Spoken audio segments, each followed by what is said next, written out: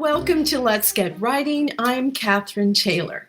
Let's Get Writing is a show all about writing in all its magnificent forms. Our guests are here to tell their stories behind the stories they write. And whether you're a writer, a reader, a publisher, a fan, I hope that we'll have something here that you will enjoy. Now, today, my guest is a former radio broadcaster and journalist, and she's from Grand Falls-Windsor, which is actually where I am right now. This is where I come from and where the show broadcasts. She was first published in the Engen Books compilation Light Dark in 2010. And very interesting, many authors do get a start in compilations, which is where, if you're not familiar, they publish with a number of other authors. And it's a great way to break in. Now, Sarah currently owns and operates the Newfound Family Drama Company, for which she writes the shows. And I have to say that the apple certainly doesn't fall far from the tree, because her father is John Thompson, who was a co-founder of Queen Street Dinner Theatre here in central Newfoundland. And he's the artistic director now. And I think he has another title too. I'm sure he has a lot of titles. But so Sarah seems to be continuing that tradition. And she's a big fan of community theater scene, and she can often be found performing and directing with the Off Broadway Players in Corner Brook. And she lives there in Corner Brook with her wife and their dog, Roger. I love that name, Roger. Welcome, Sarah Thompson. I'm going to bring you up, and it's such a pleasure to have you here. And come on. There we go. Hi. Hi, thanks for having me. Oh, it's a pleasure. We're 3 hours apart by car, roughly 2.5. And I understand you've got some decent snow over there in Corner Brook now. Yeah, we hadn't had any, and now it's up to your waist over here. So it's been a challenge.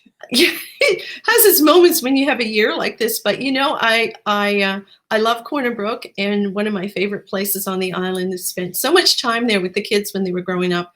And I've been, cross-country skiing there, downhill skiing there. It's just so much to do. So, but enough about Corner Brook. We want to talk about you, Sarah. I was looking at your background and your bio, and it's so interesting. And since we're approaching Valentine's Day, and I wore red for that reason, I thought it might be nice to have another romance writer on the show. And romances, or certainly writing with a strong romantic element, is what I do. And you write romance as well. You've got one book published, The Love of Summer, and a second book coming out, The Love of Julia. So tell me a little bit, how did you end up in romance? I know how I got here, but how did you get there?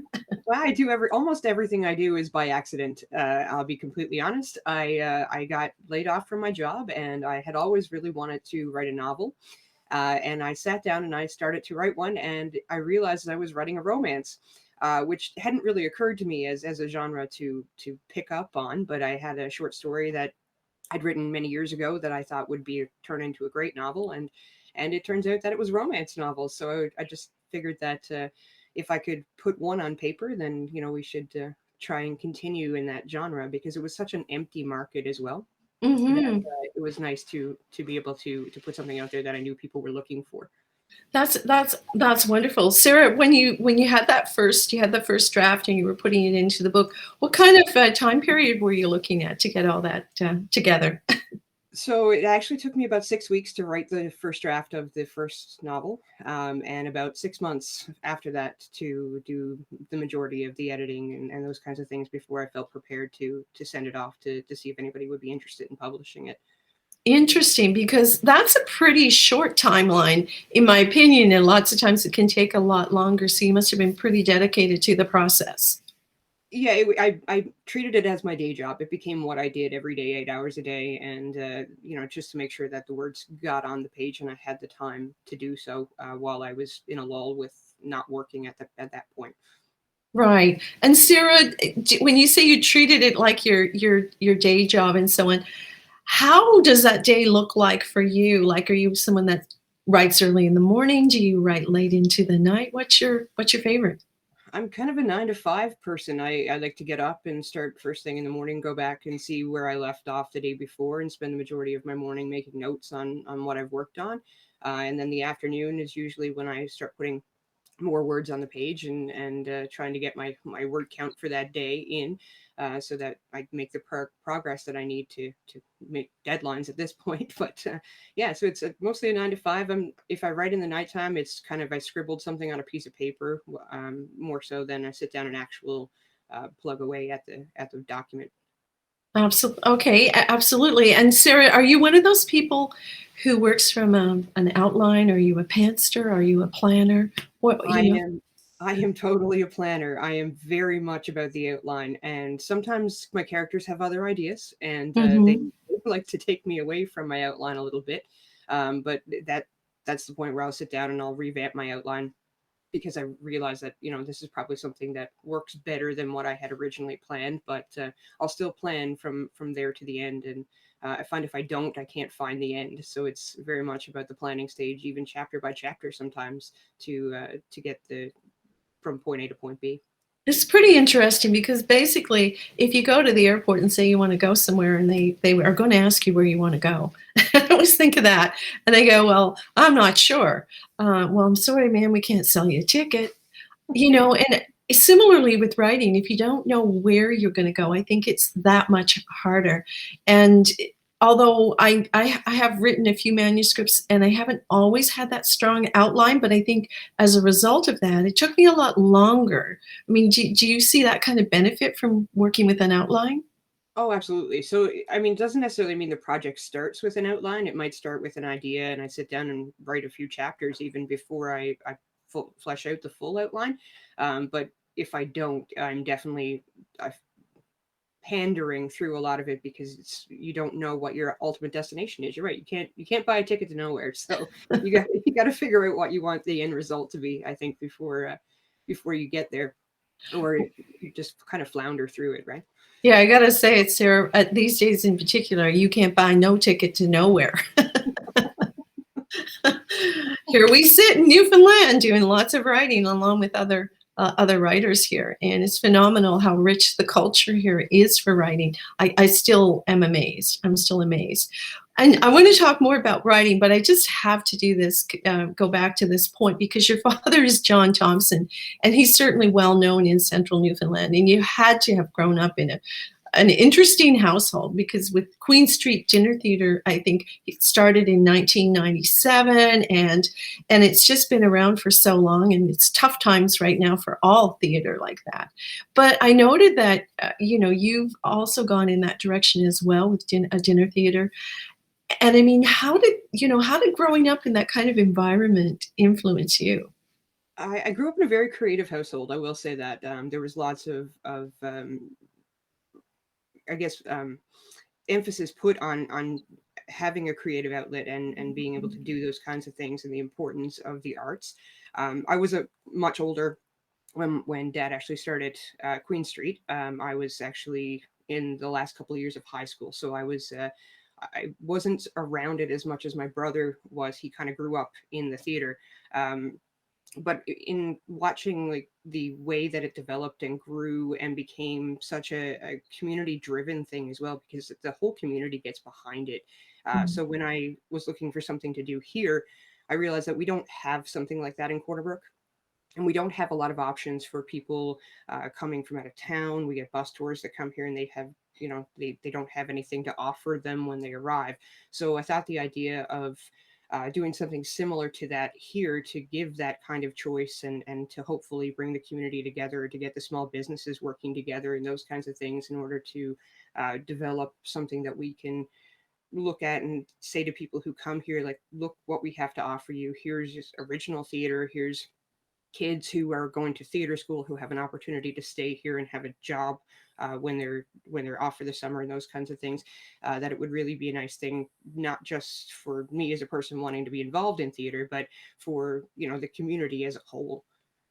Yeah, and I mean, it has had that amazing opportunity here in Central for kids to come back who are studying music, theater, and so on, and even adults here in the community to be involved in it. And I think in Newfoundland, if you were to check, there's quite a few community theater projects like this, and they've been very popular with tourists. So, hopefully that audience comes back again someday soon. and this can keep going. So you're also writing some of the plays as well. So it's not Yeah. just fiction, you're writing some theater. Yeah, so the shows that we've done to date, I actually have written all of.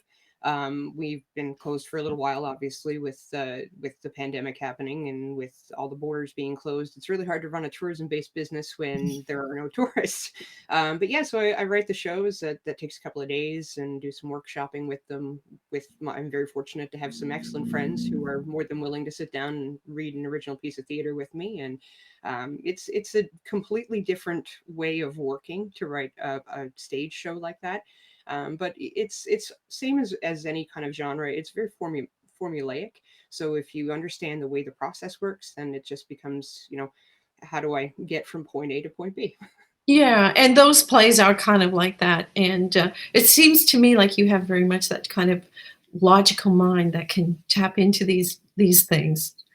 Would you Well, it's kind of describe yourself that way? a little, I guess. I made it a lot of fun when I was first writing my first novel. I spent many too many hours watching Hallmark movies because they have the formula for romance down to a science. There are Mhm. basically three ways you get from point A to point B, and the only thing different is the people involved, and the steps they take to get there are very much similar in every single Hallmark movie you'll ever watch. So once I broke down the way that formula works, and the fact that there are basically three formulas to it, it made it easier for me to outline what I wanted to happen and how to get there without feeling too much like it's a trope, but enough that you still feel the flow of how it should work. So I guess, yeah, my brain does kind of work on a logical Yeah, way no, like that. and it's great because you're right. I mean, these movies, and this is one of the criticisms that we sometimes hear about romance. Well, it's always the same, but we beg to differ. I think because I mean, the characters are the characters, the storylines are different, and so it's not all the same. But it's similar to like your favorite pair of jeans or your favorite shirt. Sometimes that's what you want. You don't want to have to sit there and work your brain too much. You want a story that's enjoyable, well put together, familiar in some ways. And I think that there's a lot to be said for that genre. Absolutely, and it's like any genre; they all have their formulas and the way that you kind of need to take these steps to get from point A to point B. And if you don't, then it feels empty or like something's missing from it. So I guess that's when I pick up a book. If I don't feel the flow of that formula, then you kind of wonder, well, do I really want to finish reading this because it feels like it's not going anywhere? Mhm. Yeah, so following those formulas without turning them into a carbon copy of everything else is really the key in how I try to focus my work. Well, Sarah, this sounds like the makings of a good workshop. Might be my first Let's Get Writing online workshop, and I might be asking you to be part of it. But I want to just jump on this a little more because I did want to talk to you about this genre of romance writing. And just, based on that, I looked up to see what's out there on the internet about it. And I have to just say that the market is huge and global, and there are more than 70 million people. And it's a USA stat, but in the USA alone, 70 million who read at least one romance. They read at least one romance novel per year, and most of them read many more. And if you take someone like Nora Roberts, who's one of the most successful, I mean, she's been translated into 33 languages and distributed on 6 continents. So you can't argue with with that. It's hugely popular. Yeah, and it's nice to it's a huge stat to 70 million people in the U.S. alone. I mean, when you look at those kinds of numbers, then it comes down. I guess in my life, I write lesbian romance. So, but when you break that down and you look at what's available in that subgenre, you find that there's very little. And with people looking so much so to see themselves represented in their television, in their movies, and even in their romance books, it felt like a great opportunity to give people what they like to read, but to allow them to see themselves in it as well. Yeah, and I wanted to talk to you about that because there are many subgenres in romance. And I looked up a little bit on the lesbian fiction genre, and I had heard about it before, but I think it is relatively new, but it's as I understand, it's a hugely growing popular genre right now. It is growing in a big way, yeah, which is really nice. I mean, I think about a lot when I was growing up, not being able to find myself represented really anywhere. So if I turned on the television or found a movie that had some sort of representation, it made a difference to how I felt about it. It could have been the worst movie on the planet, and I've probably seen it 30 times because for once I'm seeing myself reflected in my media. So as I got older, of course, I looked for that more and more, and um, couldn't find a lot of places to be represented and to be represented positively without some of the nasty tropes that happen and the nasty pitfalls that people fall into when they're writing LGBT characters. So that was the other part of this, is that I wanted to give people a little slice of themselves, something where they can see a positive reflection of a relationship between two women and how that can be as normalized and as simple as any other relationship that you see um, walking down the street. Just to really reflect on the fact that it doesn't have to be about their sexuality. It can just be a story and just Hmm. romance. Yeah, and in reading your book, actually, I'm just going to bring the name. The one I read was "The Love of Summer," and that was my feeling in reading it, was that it was just a good story. It wasn't. I mean, not just a good story. I know what it takes to make just a good story, but it was a good story about relationships between people and trying to find themselves, and and how they were going to be together. Um, and I mean, then you had a lot of other elements in it too that make for a good book. And I can't give that away because we want people to read the book.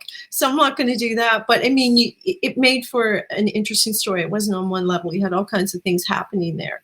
And I think that's it. It's when people can find literature that they relate to, and that's perhaps why it's grown. Because for so long, these things were just not there. The books weren't there. People weren't writing, and I'm sure we're going to see a lot more from this subgenre coming up. But you've certainly, I mean, you're in the right place at the right time, if I can say that. How's it? What's growth been like? What are people saying? What's happening? Tell us.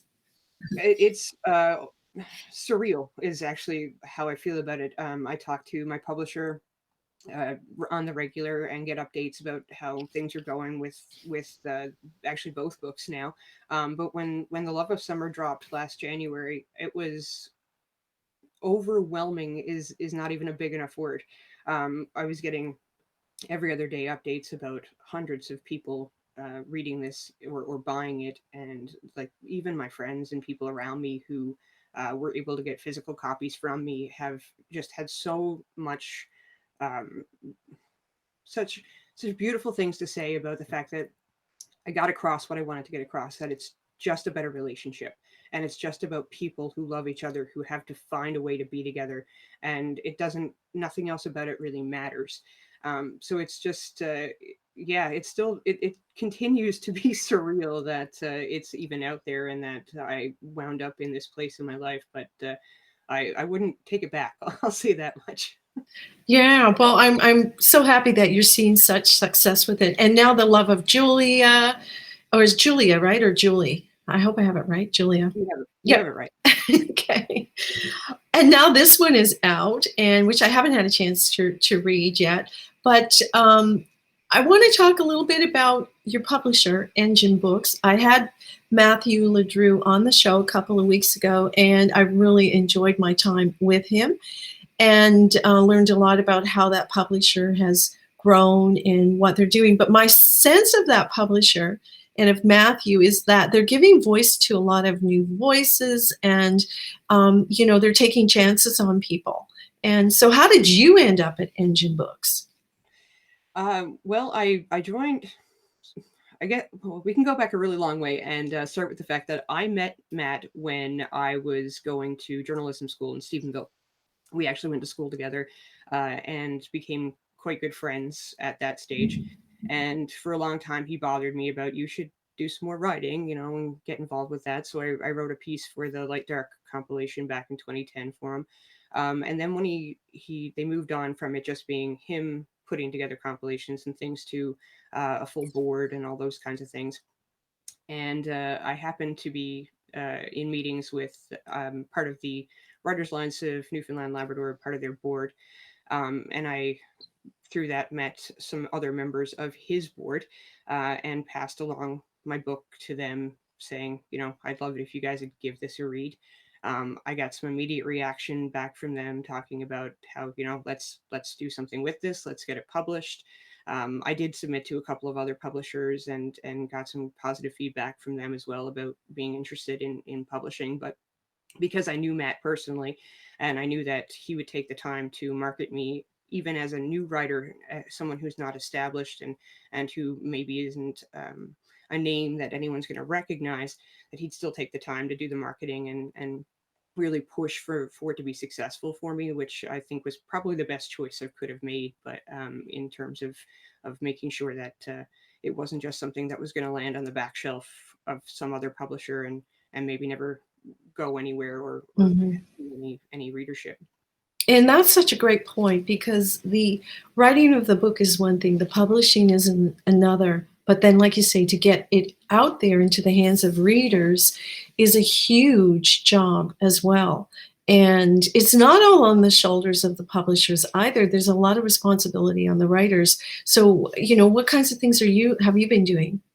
So because it's COVID and you can't really go out and do anything, I basically my first book launched, and then 3 weeks later we were in the middle of the pandemic.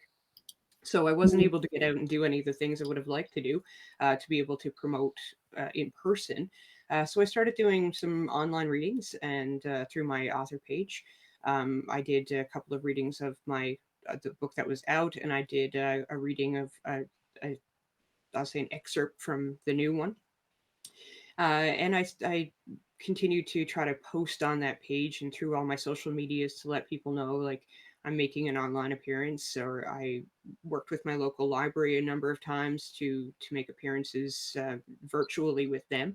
And it really just it helps to be interested in talking to people about the writing side of it, because even if this isn't a book that you think someone it's for them, they still get an opportunity to talk to somebody else about writing in the process and how it goes from an idea all the way to a book in your hands.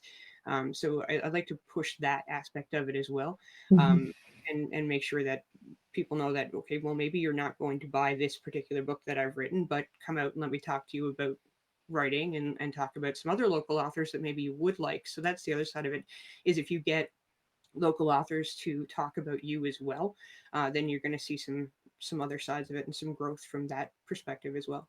Yeah, and there is a fair bit of networking that way, and that's a great approach. I mean, all those things you're doing, and you're right. It's a tough time right now. It's not the easiest time for anyone to launch anything, but I think it's driven people to this platform, and that's been a good thing.